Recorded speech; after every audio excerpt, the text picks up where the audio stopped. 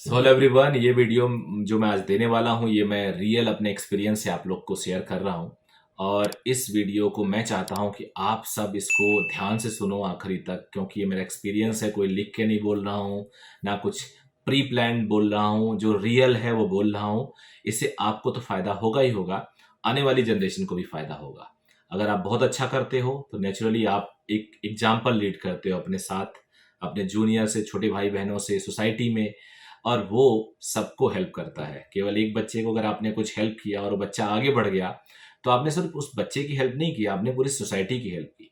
और सोसाइटी को बदला जा सकता है अच्छे एथिक्स से, विचारों से, एजुकेशन से। और ये हम सबका रोल है।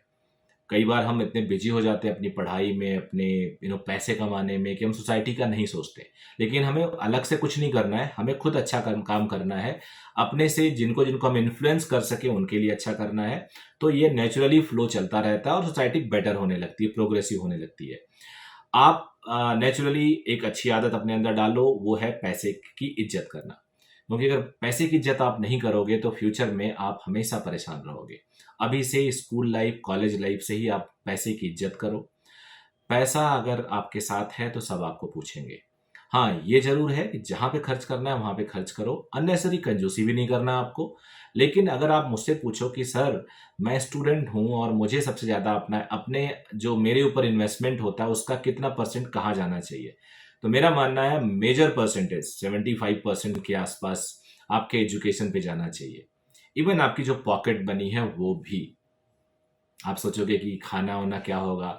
कई बच्चे बड़े चालाक होते हैं, वो पॉकेट मनी को बचा के एजुकेशन में खर्च कर लेते हैं और पेरेंट्स से अलग से खा पी लेते हैं।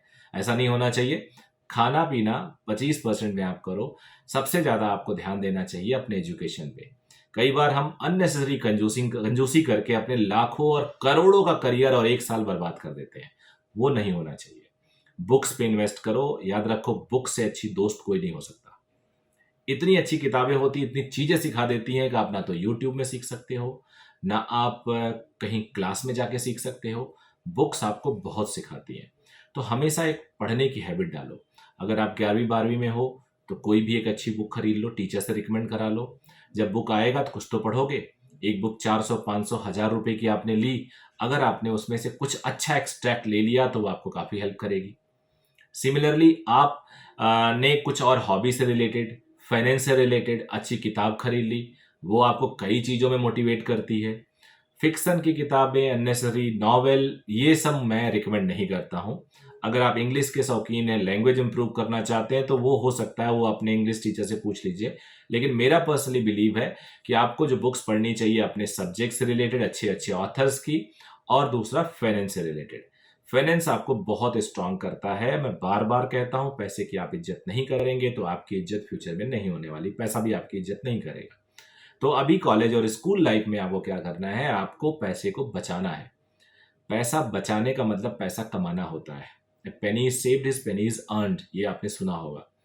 और आप उसकी अहमियत सीख करिए, अहमियत दीजिए पैसे को। पैसे को ज़्यादातर खर्च करिए अपने स्टडी में, और दूसरे नंबर पे अपने सेहत पे। सेहत से भी कोई समझौता नहीं होना चाहिए और पढ़ाई में भी कोई समझौता नहीं होना चाहिए। उसके बाद जो मेरा अपना आपके लिए सजेशन है, आपको अपने टाइम को, अपने आपका टाइम जो है वो आपका पैसा है। अपने टाइम को ऐसे खर्च करना चाहिए जिससे आपको लगे कि आपने एक बहुत कीमती चीज़ को खर्च किया। किसी भी के साथ जाके टाइम वेस्ट करना, किसी के साथ जाके फ़ोन पे ज़्यादा बातें करना, अननेसेसरी ऐसे लोगों से संबंध रखना, दोस्ती रखना जो बिल्कुल आपको कंट्रीब्यूट नहीं करेंगे। ठीक है, कोई आपका दोस्त है, उसके साथ समय बिताइए, उसके बुरे वक़्त में उसका साथ दीजिए, लेकिन प्लीज़ एक फेयर लाइन खींच लीजिए जिससे आपका समय बर्बाद ना हो। समय अगर आपने बचा लिया तो बहुत कुछ आगे निकल जाएँगे। एक अभी हार्वर्ड बिज़नेस रिव्यू, हार्वर्ड आपको पता है दुनिया का सबसे बढ़िया मैनेजमेंट संस्थान माना जाता है। जो हार्वर्ड यूनिवर्सिटी है वो बिज़नेस के मामले में दुनिया में नंबर 1 है। उसकी बिज़नेस रिव्यू आती है, HBR आती है, और बहुत डेली मतलब वीकली शायद निकालते हैं वो। और मैंने उसको सब्सक्राइब कर रखा है। उस पे उन्होंने एक सर्वे पोस्ट किया है जो मेरी आँखें खोल दी उस सर्वे ने। वो सर्वे मैं अपने कम्युनिटी पेज पे डाल दूँगा। उसमें ऐसा है, उसका लिंक डाल दूँगा। उसमें ऐसा है सर्वे में कि आप अगर अपने पूरे मंथ का टाइम को अगर आप वैल्यू करो, आप लिखो उसको, रेट करो। आप रोज शाम को अपने जो मंथ है आपका उसमें कहाँ कहाँ आपने टाइम खर्च किया था उसको एनालाइज करो। एक तो आपको रोज लिखना पड़ेगा आपने जो टाइम खर्च किया है, जैसे खर्च किया है।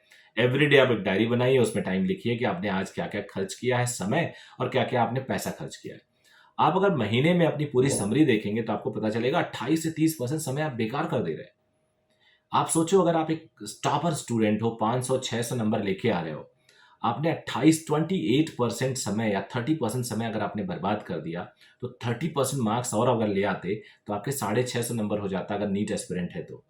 आप जेई वाले हैं, 100 नंबर लेके आ रहे हैं, 30% अगर आप के मार्क्स बढ़ जाता तो 130 हो जाता। आपकी रैंक में इतना ज़्यादा चेंज आ जाता, मैं बता भी नहीं सकता। अगर आप एक एवरेज कॉलेज पा रहे थे तो बहुत अच्छा कॉलेज आपको मिल जाएगा। अगर आप बहुत अच्छा कॉलेज पा रहे होगे तो टॉप करने के चांसेस है, एम्स या मौलाना आजाद मिल सकता है। तो ये सब समय की कीमत की वजह से होता है। प्लीज़ अपना समय मत वेस्ट करिए, और प्लीज़ प्लीज़ प्लीज़ पैसा मत वेस्ट करिए। आपके पेरेंट बड़े हार्ड एंड मनी से उसको जुटा रहे हैं। मान लेता हूँ कई लोग बड़े पैसे वाले होंगे, आपको बहुत ज़्यादा चिंता नहीं है, लेकिन फिर भी अगर आप उसकी वैल्यू करेंगे तो आप ज़्यादा वैल्यूएबल होंगे, ये मेरा विचार है। सो बस यही मेरा मैसेज था। अगर आप चैनल पे फर्स्ट टाइम हो तो प्लीज़ इसको लाइक कर लीजिएगा और सब्सक्राइब तो ज़रूर करिएगा। Thank you very much, bye bye.